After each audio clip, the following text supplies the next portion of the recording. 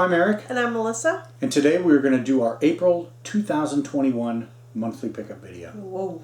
We actually have stuff this month. I think we started out the year with nothing. Very little. A little bit every month. So we still only have a little. Couple of things I've been waiting for a long time. A couple of impulse purchases. We'll start with those. Okay. We'll jump right into this. I bought a book, a video game, I think, related book called Ask Iwata. Words of Wisdom from Satoru Iwata, Nintendo's legendary CEO. Round 2 Gaming, Cartridge Club. This is the first time I'm cracking the spine. Was talking about reading this. I'd heard about it. I saw it. It was like $15. Was it Amazon? Amazon, hardback. I'm like, $15. That's good enough for an impulse. Yep. So, someday I'll read it. Another impulse I saw on sale. I actually have the first one of these. It is Hardcore Gaming 101 presents The Guide to Shoot 'em Ups, Volume 2. Volume 2? I have Volume 1 on my nightstand. Waiting to be read? I started reading it. Yeah. I think it's probably a little dusty by now because that's been a while. But I decided to grab this because it talked about some games that I am interested in, and I always like to learn about shooters. Like here, they're right on the back here. Dragon Spirit, Phelios, I have those. Truxton, Zero Wing. Zero Wing, yeah. Just got Zero Wing. Batsugun, I've heard of that. Battle Garega. Some of these I might have for that Saturn collection, that shoot 'em ups. Strikers 1945, Gunbird, Gaeres. These are all games I have. And now you can read And about now I can read about them because I certainly can't play them because I'm not very good at playing them. But I think shoot 'em ups was on my mind Oh, you because think this so? month saw a very special release. Yes. One of your favorites? One of my favorite shoot 'em up series is R-Type. And even though R-Type Final was supposed to be the final game back in, what, 2003 or 4 maybe? Yeah. They made a new one, R-Type Final 2. And I pre-ordered this because I thought, I don't care. You want it. I'm buying this game. I may as well pre-order it now. It's the inaugural flight edition. I suppose that's their way of saying day one. I haven't opened it yet. I was waiting for this video, I guess. I should probably crack this open tonight. Have a little fun with it. Yeah. I've seen some videos online. Our friend Steven Eider's been talking about it a lot. I got the PS4 version because I have R-Type Final on PS2. Various R-Type games on PlayStation. And of course I was introduced to it with R-Type on the Master System. But glad to have R-Type Final 2. This has been pre-ordered for several months. Maybe it'll become like Final Fantasy, where it'll just be like R-Type Final 3. R-Type Final 3. 4-2. Yeah, R-Type Final 4-2. That'd be funny. Yeah. All right. And then they can not release them all here and then screw up the numbering system for like 10 years. Yeah.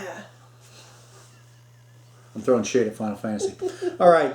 But the big item of April was something I kind of got lucky. Somebody had tweeted about something, and I contacted that person, and they said, well, you can still get in on the last batch. And so I bought in to a batch, the most recent manufacturing batch of, let me show it here, the ColecoVision Phoenix. This is an FPGA-based clone console for the ColecoVision. And this was back in September, October. I got in on the last batch. They shipped them out in April, and mine arrived in April. And I love this little guy. You do. It can play cartridges. That's a big thing. It can play cards. It can play SD cards off an SD card. ROMs off an SD card. It can play Atari games. There's room for a bunch of different console cores in here, although I only have the 2. HDMI out. Super Nintendo controller, which Still trying to get. I'm trying to get a wireless one, and they are hard to get. But I got the ColecoVision Phoenix, and I love it because, again, I can play my original cartridges through HDMI. The picture's great. The play is great. The sound is great. Last time I played my original ColecoVision, the sound seemed like it was going out. And it came with Collector Vision Games, Sydney Hunter, and the Caverns of Death. Sounds pretty scary. They've been touting this game for a long time. It's available on all kinds of retro systems, but they packaged in the ColecoVision version with the ColecoVision Phoenix. Ooh, So nice little package there. yeah, so I've been having fun playing ColecoVision games. You may have seen my tweets about Root Beer Tapper, which I don't technically own, but it's on this SD card, so I've been playing it. And it's a good version. And it came with this little manual that looks a lot like the original ColecoVision style manuals. There's tons of reviews of this thing on YouTube. I would say get one if you can, but I don't think you can. I don't know if you can. Pay attention, and maybe they'll do another batch.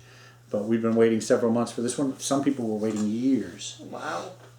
So that's the big pickup. Ooh. Oh, and I should mention two things before I forget. One, I think last month I said we were going to do purges. There are no purges. I've been off of eBay all month. I don't know. We've been busy with other things. And the other thing is I should have had Pitfall for the 5200, but it didn't work. That's right. And so I went back and exchanged it for the other copy the store had, and it didn't work. And it turns out that Pitfall for the Atari 5200 is known not to work on some 2-port 5200 systems, and that appears to be the Including case yours. with mine. So no Pitfall for the 5200 this month, but we've got R-Type, we've got Sydney Hunter, we've got all kinds of ColecoVision games, and we were busy actually in April playing Wind Waker. We were. Which yes. is another You were. Yes. Cartridge Club Game of the Month for April. Anyway, I think that's it. Yeah, that's it. All right. If you enjoyed the video, like us and subscribe.